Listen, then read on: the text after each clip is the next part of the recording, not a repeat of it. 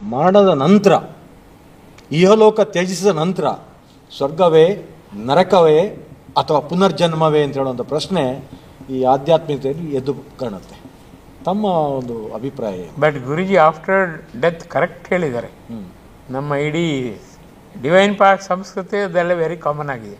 ಸತ್ತ 14 ದಿನ ಅಲ್ಲೇ ಇರುತ್ತೆ. ಅದ್ರ ಬಗ್ಗೆ ನೆನಪು ಯಾರು ಇಟ್ಕೋತಾರೋ, ಜಾಸ್ತಿ ನೆನಪು ಇಟ್ಕೋತಾರೋ ಅಂದ್ರೆ ನಮ್ಮಲ್ಲಿ ಕ್ರಿಯೆ ನಡೀತಾ ಇರುತ್ತಲ್ಲ, ಉತ್ತರ ಕ್ರಿಯೆ ನಡೆಯುವ ಜಾಗದಲ್ಲೇ ಆತ್ಮ ಇರುತ್ತದೆ.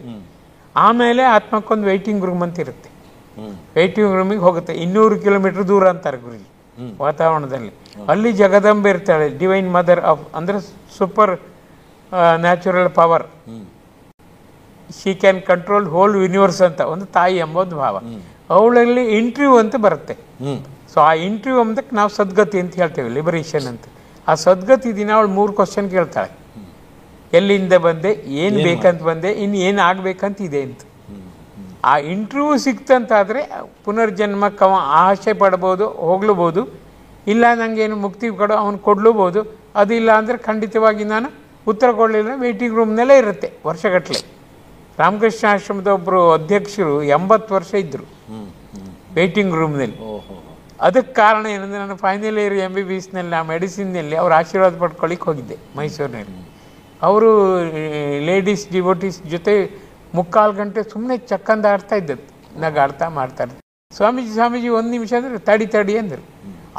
ಅವರು ನನ್ನನ್ನು ಕಾಯಿಸಿದ ಬಗ್ಗೆ ಶಿಕ್ಷೆಯಾಗಿ ವೇಟಿಂಗ್ ರೂಮ್ನಲ್ಲಿ ಆತ್ಮ ಇಟ್ಟಿದ್ದೇನೆ ಅಂತ ನಾನು ಗೋಳೋ ಅಂತ ನಮಸ್ಕಾರ ಹಾಕಿ 200 ನಮಸ್ಕಾರ ಹಾಕಿ ಬೇಡಿದೆ.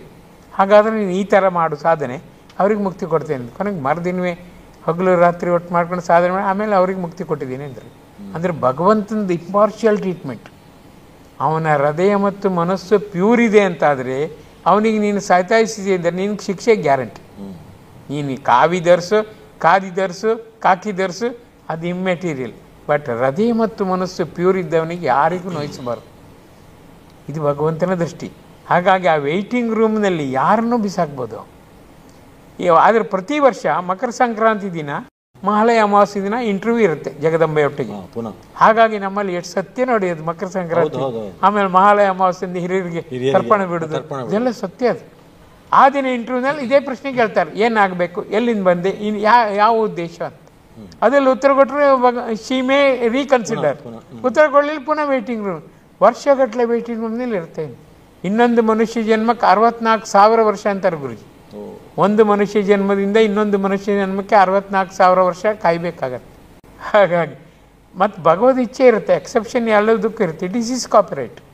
ಅಲ್ಲಿ ಒಬೆ, ಆನ್ ಲುಕ್, ಆಮೇಲೆ offer yourself, 3 0. Obey, on look and offer yourself, you will be liberated from this ಕರ್ಮಚಕ್ರ.